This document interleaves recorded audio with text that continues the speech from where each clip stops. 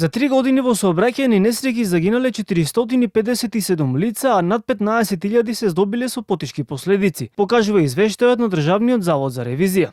Според анализата на ревизија, мерките и активностите на надлежните институции не биле доволно ефикасни за намалување на жртвите во сообраќајните несреќи. Дополнително, во периодот од 2020 до 2023 година не бил намален ниту бројот на повредени лица. Во периодот 2020-2023 година се случиле вкупно 31.176 сообраќајни незгоди, од кои 15.724 се со потешки последици, а загинале 457 лица.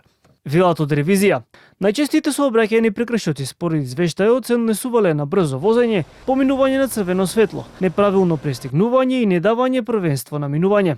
Сообраќајниот експерт Игор Митревски за Канал 5 вели дека ваквите бројки не треба да не изненадуваат.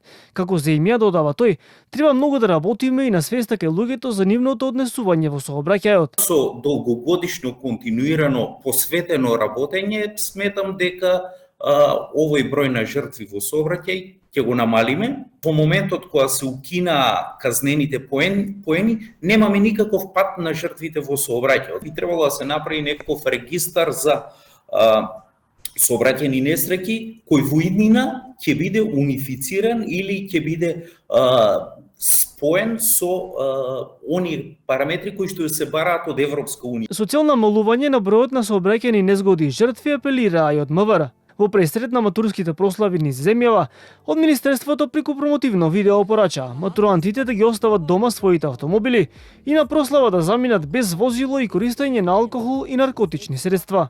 Одговорноста за девијантното однесување на дел од матурантите во сообраќајот и првенствено кај младите, но и кај нивните родители. Не дозволувајте им на своите деца да одат на матурска прослава со автомобил.